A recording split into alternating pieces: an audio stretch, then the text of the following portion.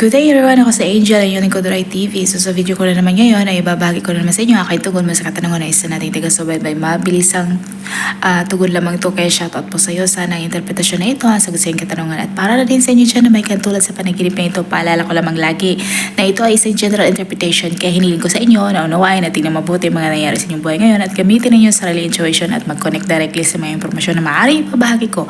At kung ito ay nag-resonate about isa sa inyo, please leave us a comment at huwag na din kalimutang mag-like, mag-subscribe at i-hit na din notification bell para maging updated kayo lagi sa mga hindi pa nakapag-follow sa aking Facebook page. I-follow nyo na po Duray TV at i-share nyo na din. Maraming salamat.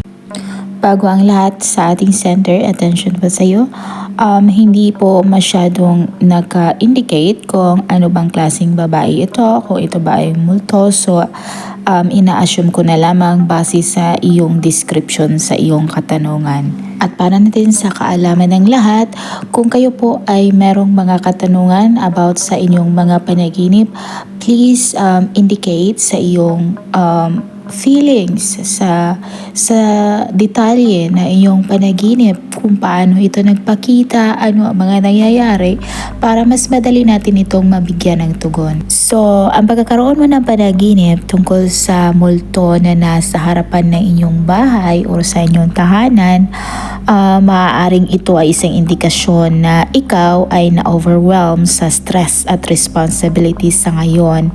At ang nakakalungkot na katotohanan ay minsan ang mga tao just want too much mula sa atin.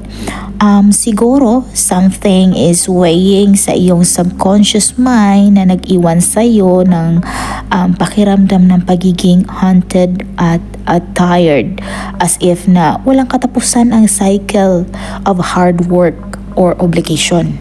At kaya ka nagkaroon ng mga ganitong klase ng panaginip is because of how unresolved this issue feels to you right now.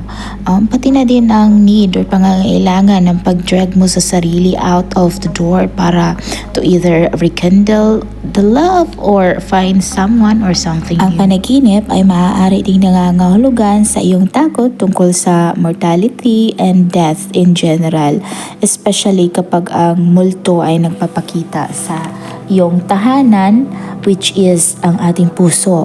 At typically, ito ay associated sa feelings of safety and security.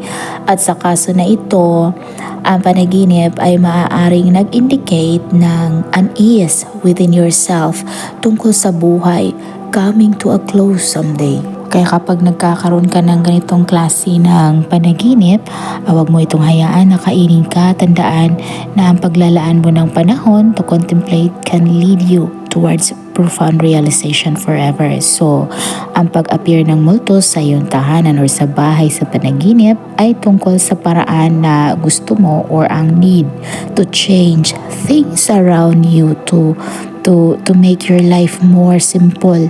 At higit sa lahat, changing your mindset. Kaya it is more generous and expansive. In other words, ang panaginip could mean na kailangan mo nang magbago in some way, na merong some sort of vulnerability. At ang panaginip tungkol sa multo can be a rewarding vision. Yan ay kung maglalaan ka ng panahon na maintindihan ang mga malalalim na kahulugan sa likod nito. At ang iyong spirit guides ay maaaring merong something na gustong sabihin sa iyo na maaaring makakatulong sa iyo sa iyong daily life. Sana nagustuhan niyo ang dream interpretation na binahagi ko sa inyo ngayon at makibahagi din sa inyong mga opinion at katanungan sa pamamagitan ng pag-komento sa baba. At kung ikaw ay bago pa lang sa akin channel, ay huwag kalimutang mag-like, mag-subscribe at i-hit na notification bell para maging updated kayo lagi sa mga hindi pa nakapag-follow sa aking Facebook page. I-follow niyo po Duray TV at i-share niyo din. Maraming salamat, hanggang sa muli. Paalam.